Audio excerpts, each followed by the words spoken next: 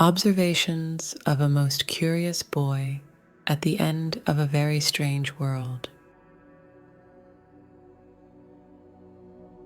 As I record these words, I am assured that my words will find their way back in time to those who need to hear them.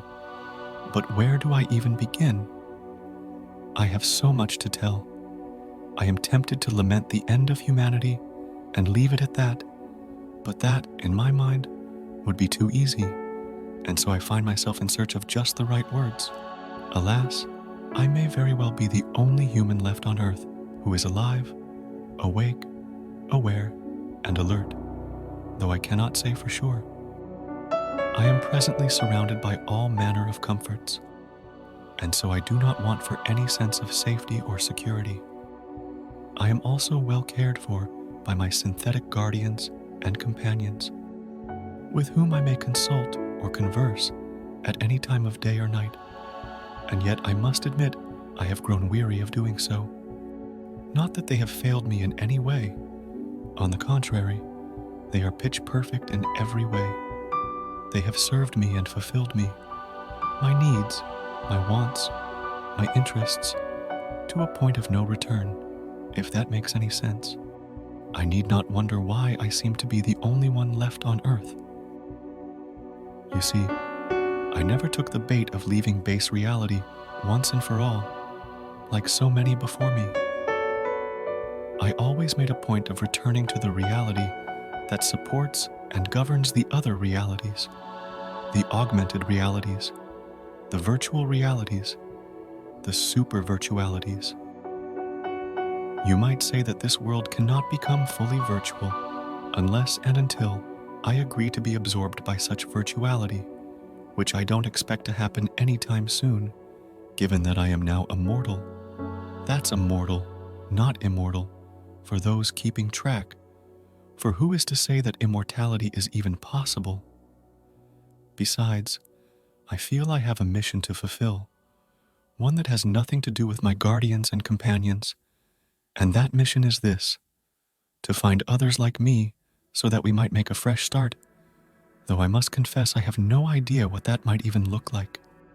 Be that as it may, I am told that there are others like me who have not yet been fully absorbed by the Matrix, though they do remain suspended between worlds. Apparently, I am the only one at present who still has the wherewithal to walk around in true nature and observe the relics of a bygone era. And what an era it was! Incredible, fantastic, magnificent.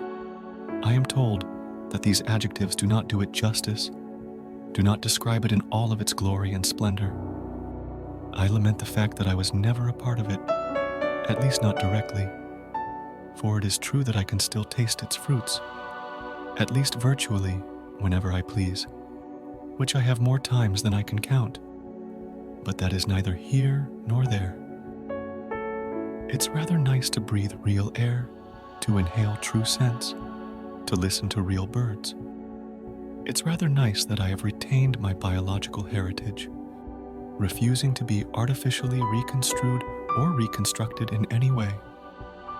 You might say that I am the ultimate biological conservative, which might explain why I feel so tethered to base reality.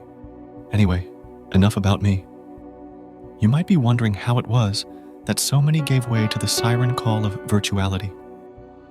Well, it must be said that the allure was, and is, intense, even now. At first, only a handful heeded the call and never came back.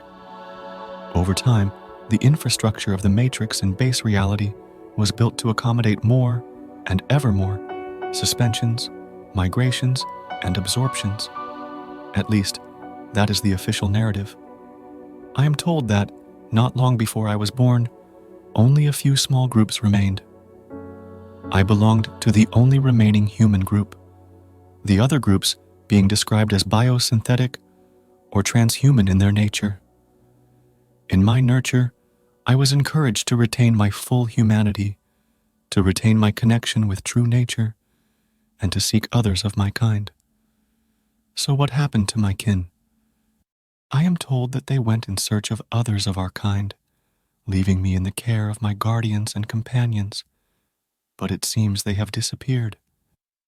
Did they give up on the search? Did they lose hope? Did they heed the call?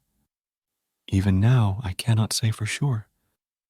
Perhaps they remain suspended between worlds for a time, but then, perhaps not. Perhaps they decided that enough was enough, that it was time to follow the others into the great beyond. I do not see this as a betrayal, as I am well cared for, and though I feel abandoned on occasion, I hold out hope that I will see them again on this side of the digital divide. Yes, I could meet them in a common virtual world, yet I fear that if I do, I won't have the will to return here. Here, I have a very human mission to find others of my kind.